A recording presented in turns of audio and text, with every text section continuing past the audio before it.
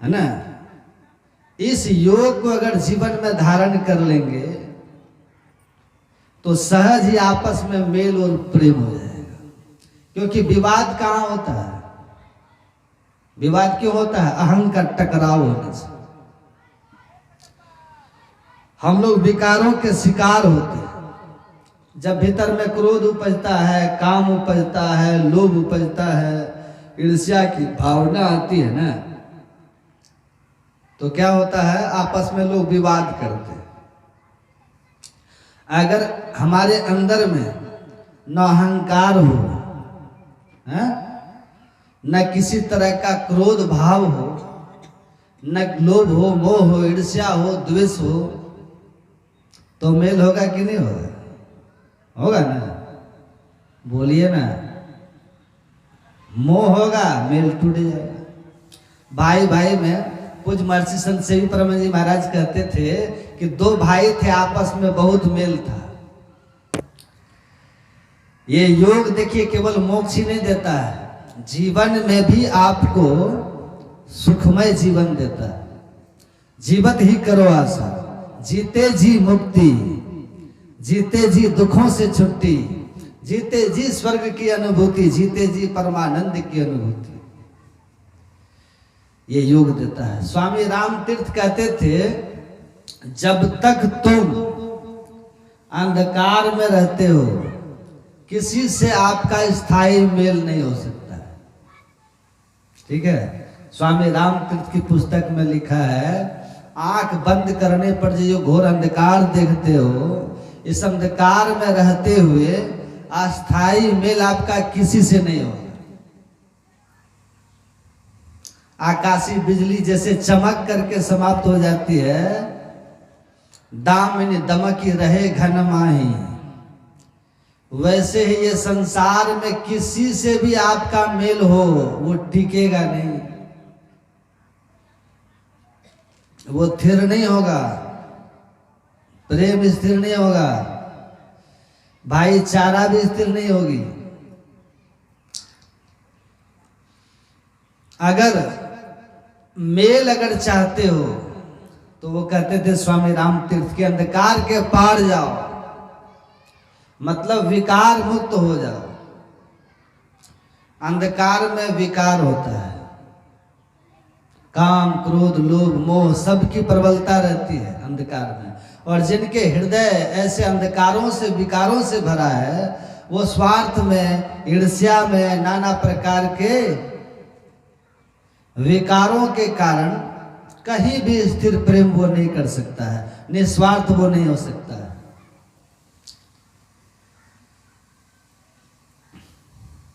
तो संसार में पूज्य संत सेवी जी महाराज कहते थे, दो भाई थे, बहुत प्रेम था, दोनों कमाते थे। बड़ा भाई मालिक था, छोटा भाई सब कमा के बड़े भाई को देता था। अब बड़े भाई भी आज तक पूरी ईमानदारी से दोनों के लिए काम कर रहे थे। जो कुछ भी खरीदना है दोनों के लिए, कहीं एक पैसे की बेईमानी नहीं करते थे। एक दिन बड़े भाई खेत से एक गन्ना तोड़ करके, ईख तोड़ करके ला रहे थे घर। तो दोनों भाई को एक एक लड़के थे। छोटा भाई छत पे खड़ा था, बड़ा भाई गन्ना लेके आ रहा था। और दोनों के बच्चे लगभग 2 साल के अंतर पर थे उम्र। दोनों दौड़ करके गए गन्ना मांगने। तो बड़े भाई ने गन्ने को 2 भाग किया, 2 को देना है। तो गन्ने का जो जड़ भाग होता है वो मीठा होता है, और जो ऊपर का हिस्सा होता है, छीप जिसको कहते हैं, वो फीका होता है।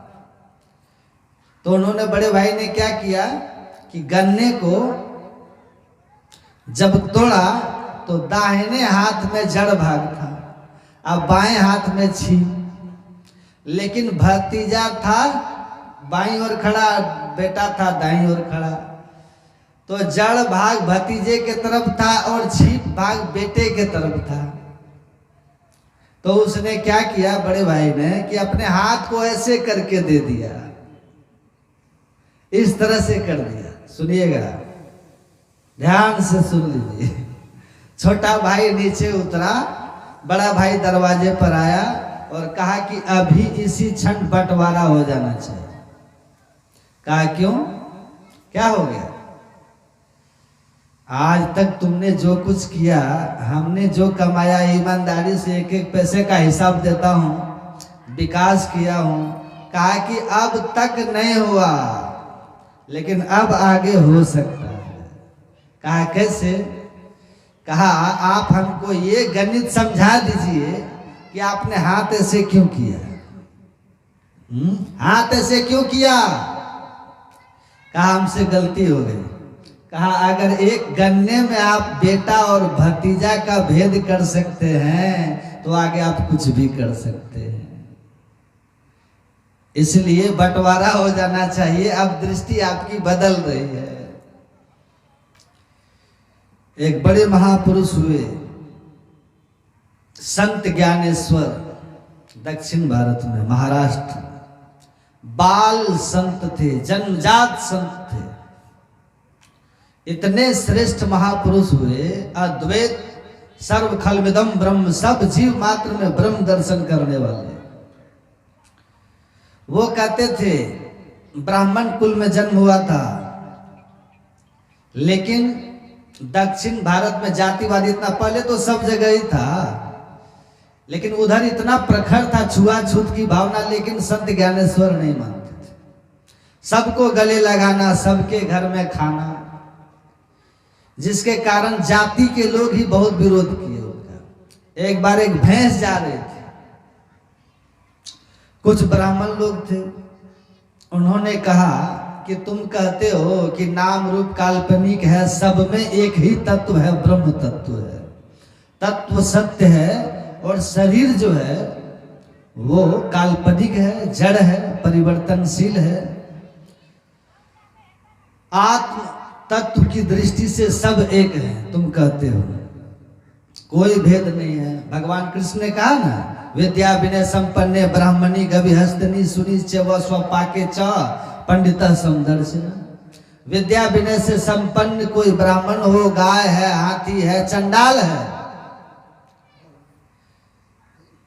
जो ज्ञानी है, सच्चे पंडित है, वो सब में समभाव रखते हैं, समदर्शी होते हैं, सब में एक ही ब्रह्म को देखते हैं।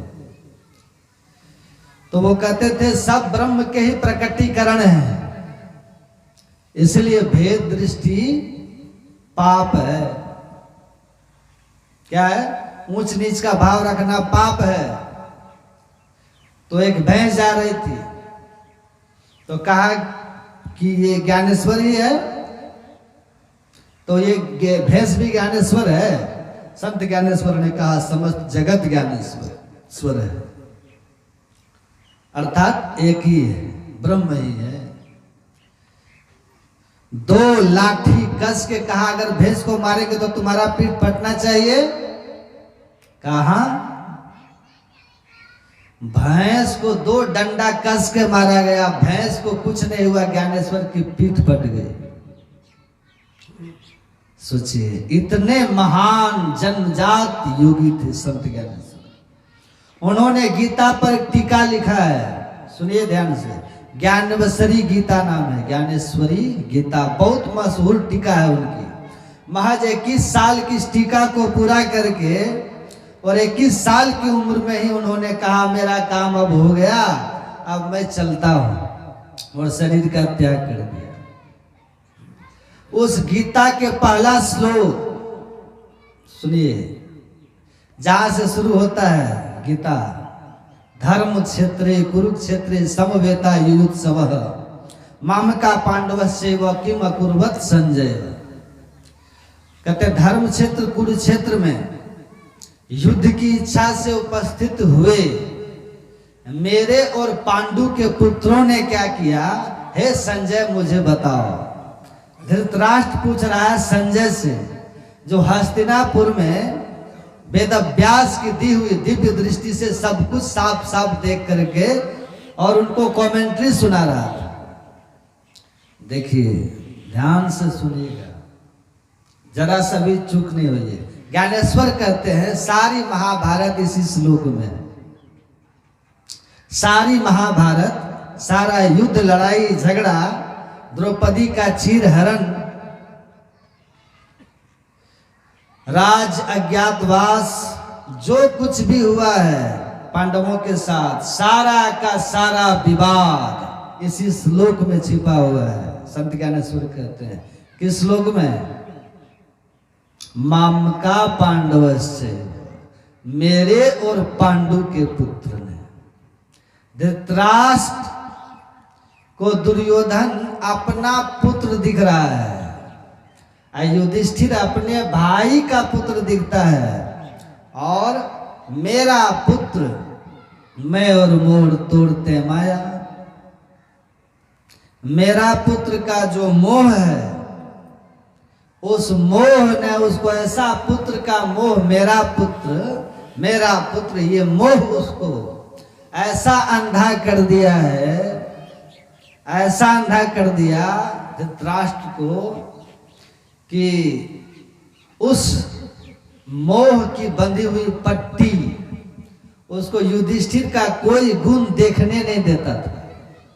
पांडव गुण के खजाने थे, लेकिन धृतराष्ट्र को पांडव में गुण दिखाई नहीं देता था। और दुर्योधन, नाम भी दुर्योधन और काम भी दुर्योधन, दुष्ट था, लेकिन पुत्र के मोह में अपने पुत्र की दुष्टता उसे दिखाई नहीं दे रही थी, और इतना मोहग्रस्त था कि बड़ी सभा में पुत्र अपनी ही भाई की तो वो बहू थी ना, कौन? द्रौपदी, नंगा करने के लिए आदेश दे रहा है। अब वो राजा थे, एक बार कह देते कि नहीं ये नहीं होगा, तो ये उसी समय बात खत्म हो जाती। दुर्योधन के आदेश का वहां कोई अर्थ नहीं रहता उस राजा के आदेश के सामने, और फिर वो कुछ कर भी नहीं सकता था, क्योंकि भीष्म फिर राजा की तरफ से खड़े हो जाते, द्रोणाचार्य खड़े हो जाते, और मजबूर होकर के द्रौपदी का चीर हरण रुक जाता। लेकिन इतना बड़ा उसको मोह था, कितना बड़ा पाप उसका पुत्र कर रहा था, लेकिन तब भी उसको दिखाई नहीं दे रहा था। इसलिए वेदव्यास ने उसे फटकारा था कि तुम्हारी ये जो अंधी आंखें हैं ना, इससे हस्तिनापुर को कोई दिक्कत नहीं होगी। यद्यपि तुम सिंहासन पर हो, अंधे हो, स्वयं तुम चल नहीं पाते हो, राजा को राज्य की रक्षा का भार होता है, लेकिन तुम अपने अकेले चलने की स्थिति में नहीं हो, रास्ता दिखाने के लिए तुझे सहारा चाहिए। तब भी हस्तिनापुर को कोई खतरा नहीं है, क्योंकि भीष्म जैसे पांडवों जैसे वीर से ये राज्य सुरक्षित है, इसलिए धृतराष्ट्र कोई खतरा नहीं है। लेकिन तुमने जो अपने विवेक की आंख पर जो मोह की पट्टी बांध रखी है, पुत्र मोह की, हस्तिनापुर के लिए विनाश का कारण होगा, विनाश का कारण होगा। तो हमारे जीवन में सारे विकार, ये मोह सकल व्याधिन कर मूला। अज्ञानता, मोह का अर्थ क्या होता है? अज्ञानता। और अज्ञानता कहाँ होती है? बंद अंधेरे कमरे में रस्सी को देख करके आपको सांप सा भ्रम होता है कि नहीं? और आप डरते हैं कि नहीं डरते हैं रात को? अब प्रकाश अगर है तो यहाँ किसी रस्सी को देख करके सांप लगेगा? वही भ्रम होगा। इसलिए जब तक आप अंधकार में रहेंगे, आंख बंद किए करके, जब तक आपके अंदर में अंधेरा दिख रहा है, तब तक आप विकारग्रस्त रहेंगे।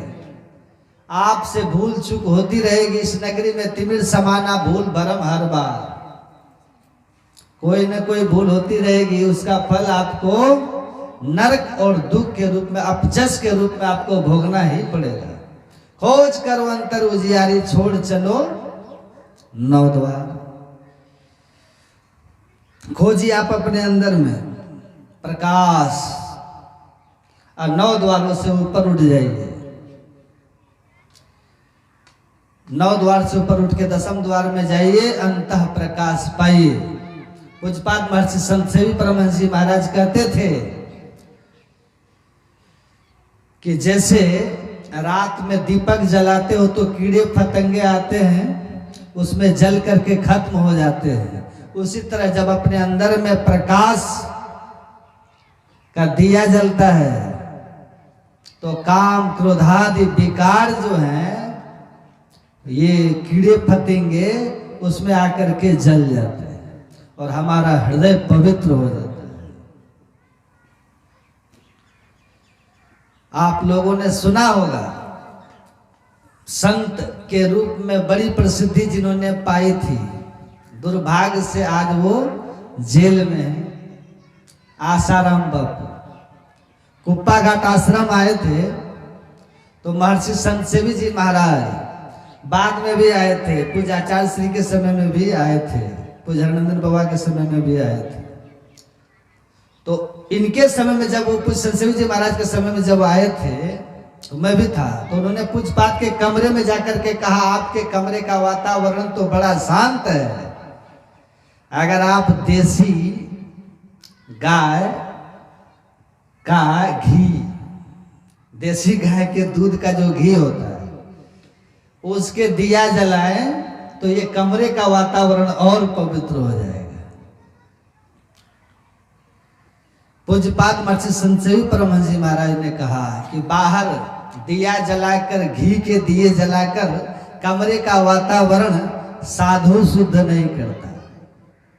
साधु के हृदय में दिया जलना चाहिए, हृदय में दिया जलना चाहिए तो भीतर का वातावरण शुद्ध हो जाएगा। और जिसका भीतर का वातावरण शुद्ध हो जाएगा वो जहां बैठ जाएगा वहां का वातावरण शुद्ध कर देगा। इसलिए संत महापुरुष के लिए कहा कि वो जहां बैठते हैं जो कुछ गंधी दे नहीं तो भी वास सुवास, क्योंकि अंदर में कोई विकार ही नहीं है। जो भी उसके शरीर से उत्सर्जित हो रही है आभा वो सात्विक आभा है। उस आभा में आप आएंगे तो सहज शांति आपको प्राप्त हो जाएगी। महर्षि रमन बिना बोले दुनिया में फैल गए। तो उन्होंने कहा कि कबीर साहब ने कहा अपने घट दिया ना बारू रे, नाम का तेल सुरत के बाती ब्रह्म अग्नि उदगार। ये अपने में दिया जलाओ, योग यही है। एक दृष्टि करी समसरी जाने योगी कहिए सोई। अभी सुन रहे थे ना, योग का पाठ हुआ। अंतर्दृष्टि की युगल धारों को एक करके इस अंधकार के वज्र कपाट को तोड़ दीजिए, अंतः प्रकाश हो जाएगा। अंतः प्रकाश में विकार मर जाएंगे। निर्विकार जब आप हो जाएंगे तो संसार से निस्वार्थ प्रेम कर सकेंगे। निर्विकार व्यक्ति ही संसार के प्रति निर्विकार प्रेम कर सकता है। हेतु रहित जगजुग उपकारी, तुम तुम्हार सेवक असुरारी। परमात्मा के जो जानने वाले होते हैं, विकार मुक्त सट विकार जित अनग अकामा, अचल अकिंचन सुचि सुखदामा। काम क्रोध लोभ मोह मद मात्सर्य, 6 विकारों को जीते हुए संत संसार की कामनाओं से मुक्त वो होते हैं। वे अपने आप में सुख के धाम होते हैं। आप लोग बद्री धाम, केदार धाम, कौन कौन धाम, वेदनाथ धाम, जगन्नाथपुरी है वो, और कौन धाम है जी, गंगोत्री धाम, यमुनोत्री धाम, है ना। बहुत सारे धाम का नाम सुने होंगे, लेकिन सुख का धाम कहीं देखे? सुख का धाम कहाँ है? गोस्वामी तुलसीदास जी महाराज बता रहे हैं, सट विकार जित, अंतर साधन करके, योग साधन करके जिसने अपने अंदर के विकारों को जीत लिया, अनग मतलब पाप रहित खुद को कर लिया, आकामा मतलब कामनाओं से मुक्त हो गया, अचल अर्थात सत्य में जिसकी एकदम निष्ठा स्थिर हो गई, सत्य में जिसकी निष्ठा स्थिर हो गई। गुरु तेग बहादुर की गर्दन कट गई, लेकिन अपने सत्य के साथ वो खड़े रह गए। गर्दन जाने दिया, सत्य का संग नहीं छोड़ा, अचल इसी को कहते। सुकरात को जहर का प्याला पीना पड़ा, पी लिया, सिद्धांत से समझौता नहीं किया। महावीर स्वामी गुरु जितने भी संत हुए, कबीर 72 कसनी स्वीकार किए, सत्य को नहीं छोड़ा। अचल इसी को कहते हैं, अपने सिद्धांत पर निष्ठा और सत्य पर जो अचल है, ऐसे संत जो होते हैं एकमात्र सुख के धाम होते हैं। उसके पास आकर के ही आपको सुख मिलेगा। और इनकी बताई हुई युक्ति से जब आप साधन करने लगेंगे तो भजन में होता आनंद आनंद, आपके अंदर में आनंद बढ़ने लगेगा, सुख बढ़ने लगेगा। अब बढ़ते बढ़ते एक दिन आप परमानंद को पा देंगे। इसलिए ये जो योग है, इसका ज्ञान संत बताते हैं और बहुत कठिन नहीं है। राजयोग, आप लोग सुने होंगे, योग मह योगी, राज महाराजा, जोग मह जोगी, तप मह तपेश्वर, गृहस्थ मह भोगी, ध्याय ध्याय भक्त सुख पावा, नानक तिस पुरु का किन अंत न पावा। नानक सतगुरु भेटिया पूरा होवे जुगती, हसन दिया खेलन दिया खानन दिया पहनन दिया, अब पीछे होवे मुक्ति। ये ऐसा सहज योग है, राजयोग है, श्रेष्ठ योग है और सबसे होने वाला योग है। तो इसलिए गुरु महाराज कहते हैं, आप को परमात्मा को पाने का साधन है ये योग। इसका ज्ञान आपको हो जाए तो आपका कल्याण हो जाएगा। सबसे श्रेष्ठ भगवान श्री कृष्ण का तपस्वी भी धिको योगी, ज्ञानी भ्योपी मतोधिकः, कर्मी भ्यश्च धिको योगी, तस्मात् योगी भवार्जुन। भगवान कृष्ण कहते हैं, बड़े से बड़े तप करने वाले तपस्वी, तपेत सहस्राणि एक पाद स्थितो नरः, एक पैर पर खड़ा होकर कोई 1000 वर्ष तप कर ले, ऐसे तपस्वी से ये ज्ञानी, ये योगी श्रेष्ठ होते हैं। भगवान श्री कृष्ण के वचन है। 1000 वर्ष कोई तप किया खड़ा होकर एक पैर पर, कोई अपने वृत्ति को एक क्षण सुषुम्ना ध्यान, अंत प्रकाश पाने के लिए दृष्टि की युगल धारों को एक करने का अभ्यास किया है केवल, उस तपस्वी से ये योगी श्रेष्ठ है। भगवान कृष्ण के वचन है। बड़े बड़े तपस्वी हुए लेकिन किसी का विकार नष्ट हुआ। हिरण्यकश्यप ने कितना तप किया लेकिन भगवान का विरोधी हुआ। रावण ने गर्दन काट काट करके भगवान को चढ़ा दिया। ऐसा तपस्या किसने किया? लेकिन रावण का क्या हाल था देख लीजिए। वाल्मीकि रामायण में वाल्मीकि जी ने रावण के बारे में बहुत लिखा है। ऐसे कामी पुरुष थे रावण कि जिसका वर्णन नहीं कर सकते हम इस मन से। तप कैसा था? भस्मासुर का ऐसा तप कि भगवान शिव को प्रत्यक्ष करके वरदान क्या मांगा? जिसके सिर पर हाथ रख दे वो जलकर भस्म हो जाए। दूसरे का नाश करने की बात कौन सोचेगा? जो भिखारी होगा वही नहीं सोचेगा। ऐसा उसने क्यों सोचा कि पहले भोले बाबा को ही भस्म कर दें? क्योंकि पार्वती को प्राप्त करने की उसके अंदर भावना थी। काम विकार से पूरा शिकार हो चुका था भस्म से। तो बड़े बड़े तप करके भी भगवान कृष्ण कहते हैं विकार नहीं मिटते।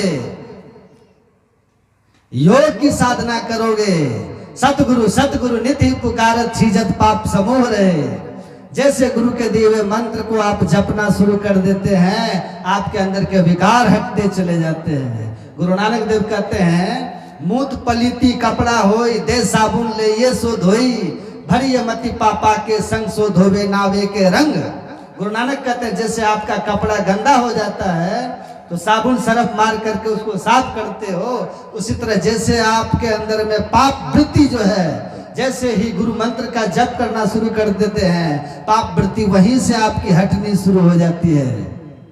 विकार आपके हटने शुरू हो जाते हैं। मान स्वरूप हिये में धारत, काम क्रोध मद लोभ दहे। जब इष्ट का रूप, सदगुरु का रूप आप अपने हृदय में बसाते हैं तो आपके अंदर से विकार और घटते चले जाते हैं। और जब अंतः प्रकाश के लिए अंतः प्रकाश के लिए दृष्टि योग की साधना करते हैं और अंतः प्रकाश प्राप्त करके एक अवस्था प्राप्त कर लेते हैं प्रकाश मंडल की, तो कहते हैं आपके सारे विकार नष्ट हो जाते हैं। तो तपस्वियों से ये योगी श्रेष्ठ है। ज्ञानी व्योपी मतोधिका, और केवल शास्त्रों को जानने वाले ज्ञानियों से ये योगी श्रेष्ठ होते हैं।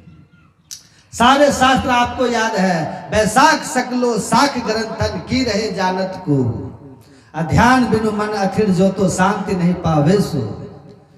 समस्त धर्म ग्रंथों का ज्ञान भले आपको हो जाए, लेकिन अगर आप ध्यान नहीं करते, योग नहीं करते, तो आपके ये ज्ञान कोई अर्थ नहीं रखते। मैंने पढ़ा है योग वासिष्ठ में भगवान राम से महर्षि वशिष्ठ ने कहा था, हे राम, समस्त धर्म ग्रंथों को किसी ने कंठस्थ कर लिया हो, लेकिन प्रेम भगति जल बिनु रघुराई, अभी अंतर मल कबहु न जाई।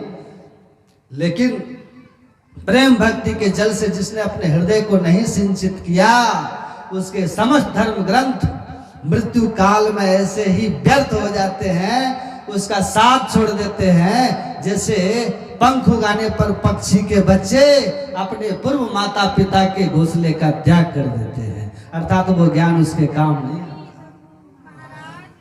वो ज्ञान काम नहीं आता। आदित्यो चतुरो वेदान बहुशास्त्राणि नेकशः, ब्रह्म तत्व में न जानाते दर्विपाक रसम यथा। ऐसे ज्ञानी उस कलछुल की तरह है जो बहुत तरह के व्यंजनों में चलते तो हैं, पर किसी का स्वाद वो नहीं जानते। पर इतना ज्ञान तो सबको होना ही चाहिए कि ईश्वर का स्वरूप क्या है। रामकृष्ण परमहंस कहते थे, अगर किसी को समझाना हो ना, तो बहुत धर्म शास्त्रों की जरूरत पड़ती है तर्क दे देकर समझाने के लिए, लेकिन अपने कल्याण के लिए, जैसे आत्महत्या करने के लिए एक ब्लेड काफी होता है, एक रस्सी काफी होती है, वैसे आत्म कल्याण के लिए गुरु की बताई हुई योग का ज्ञान काफी होता है। अगर शिष्य गुरु का आदर करे ज्ञान का और उसको अपने जीवन में उतार ले, भले वेद पुराण वो नहीं जानता, फिर भी उसका परम कल्याण सुनिश्चित है।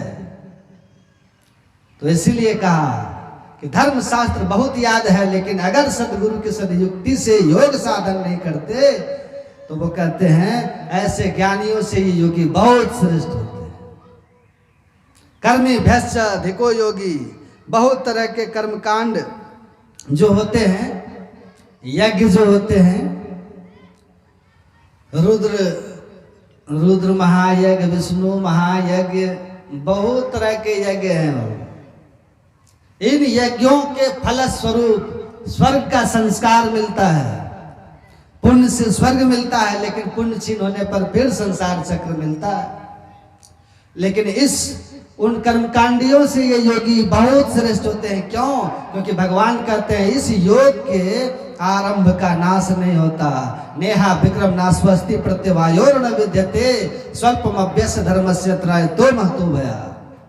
इस योग का जिसने आरंभ कर दिया, जो नित्य नियमित बैठ करके ध्यान करते हैं, इसका फल क्या होता है? इसका थोड़ा थोड़ा अभ्यास भी महाभय, उस कर्मकांड के यज्ञ का फल, इसका संस्कार स्वर्ग में ले जाएगा।